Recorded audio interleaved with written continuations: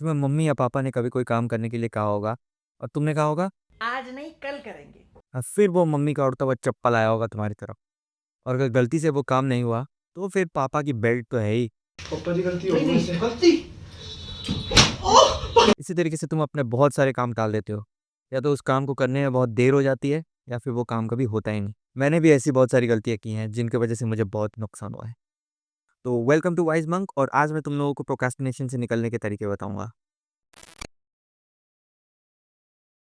पिछले वीडियो में मैंने तुम्हें यह बताया था कि अपने लाइफ को चेंज कैसे करें, लेकिन उन तरीकों को जानने से नहीं होता, उन्हें फॉलो भी करना पड़ता है। और उन तरीकों को फॉलो करने से रोक रहा है तुम्हें तुम्हारा प्रोक्रास्टिनेशन। पहले तुम्हें यह समझना होगा कि प्रोक्रास्टिनेशन तुम्हें हो क्यों रहा है।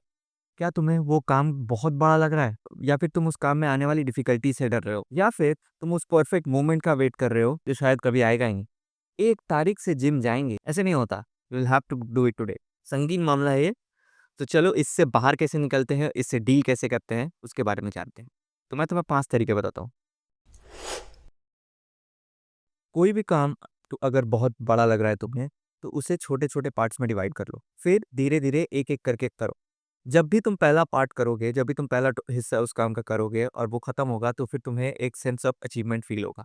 फिर तुम इवेंचुअली धीरे धीरे धीरे धीरे उस काम को करोगे और लास्ट में देखना कि वो काम तुम्हारा खत्म हो जाएगा। तो बड़े काम को छोटे टुकड़ों में बांटना बहुत जरूरी होता है। तो एक कार बनाने के लिए सबसे पहले तुम्हें चैसी बनाना पड़ेगा, फिर उसके व्हील्स बनाने पड़ेंगे, फिर उसका इंजन बनाना पड़ेगा, फिर उसके बाद जाके तुम असेंबल करोगे। अगर तुम पहले से सोचोगे कि उस कार को मैं असेंबल करूंगा, तो फिर वो कार तो कभी असेंबल होगी नहीं। तो इसी तरीके से बड़े टास्क को छोटे हिस्सों में डिवाइड करना बहुत ज़रूरी है। अगर कोई काम तुम्हें स्टार्ट करने में ही बहुत प्रॉब्लम हो रही है और तुम उस काम को स्टार्ट नहीं कर पा रहे हो, तो एक चीज़ डिसाइड करो कि तुम्हें बस उस काम को 5 मिनट करना है, सिर्फ 5 मिनट। तुम स्टार्ट कर देना काम, चाहे अच्छा लगे ना लगे। तुम देखना, इवेंचुअली तुम उस काम को 5 मिनट से ज़्यादा कर पाओगे। और ऐसा भी हो सकता है कि तुम उस काम को एक सिंगल सीटिंग में ही ख़त्म कर दो। फिर बोलोगे यार, इस काम के लिए मैं इतना घबरा रहा था, जो मैं शुरू ही नहीं कर पा रहा था। ये कोशिश करके देखना, you will and up finishing that work like this. किसी भी काम को सही तरीके से करने के लिए डिस्ट्रैक्शन फ्री होना बहुत ज़रूरी है। अगर डिस्ट्रैक्शंस इतने ज़्यादा होंगे तो फिर तुम उस काम को सही तरीके से कर ही नहीं पाओगे, उस पे फोकस ही नहीं कर पाओगे। और आजकल सबसे बड़ा डिस्ट्रैक्शन तुम्हारे हाथ में रहता है, जिससे मैं ये वीडियो बना रहा हूँ, तुम्हारा फ़ोन। सबसे बड़ा डिस्ट्रैक्शन तो अभी वही है तुम्हारे पास। तो एक काम करना, चलो एक एक्सपेरिमेंट करना। अपने आप को एक रूम में बंद कर लेना और अपने पास सिर्फ एक किताब रखना, बोरिंग से बोरिंग किताब। और उस रूम में कुछ नहीं होना चाहिए। नो डिस्ट्रैक्शंस, नो नथिंग, बैठे रहना। You are only allowed to read that book and do nothing else. तुम देखना, इवेंचुअली तुम उस किताब को पढ़ोगे, चाहे वो तुम किताब पढ़ना नहीं चाहते हो फिर भी। क्योंकि तुम्हारा माइंड हमेशा कुछ ना कुछ करते रहना चाहता है।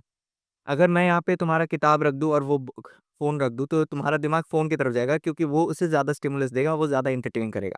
लेकिन अगर वो फ़ोन ही नहीं है, तो उसके पास नेक्स्ट बेस्ट अल्टरनेटिव क्या है? तो किताब। तो फिर तुम वो किताब पढ़ोगे। तो इसी तरीके से अपने ब्रेन को ट्रेन करना पड़ेगा तुम्हें। You will have to focus on one work at one time. तुमने काम तो स्टार्ट कर लिया, तुम फोकस भी कर रहे हो, लेकिन बहुत ज़्यादा देर तक नहीं कर पा रहे हो। क्यों? क्योंकि तुम्हारा ब्रेन फटीग हो जा रहा है, तुम्हें मेंटल फटीग हो रहा है। बहुत लंबे समय तक काम करने से तुम्हारा दिमाग भी थक जाता है।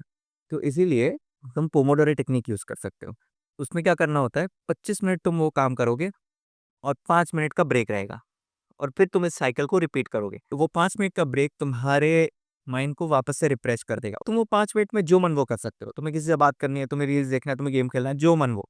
लेकिन फिर वापस 25 मिनट तुम्हें वो काम को करना है, जो तुम काम कर रहे थे। तुम देखना, एट अ स्ट्रेच, तुम पहले हो सकता है 1 घंटा बैठ पा रहे थे, 2 घंटा बैठ पा रहे थे, इस बार तुम 4 घंटा, 5 घंटा बैठ पाओगे और तुम्हें मेंटल फटीग भी नहीं होगा। इट्स अ प्रूवन स्ट्रैटेजी, इसलिए मैं तुम्हें बता रहा हूँ। पिछला वाला एक्सपेरिमेंट भी प्रूवन था, ये भी प्रूवन है।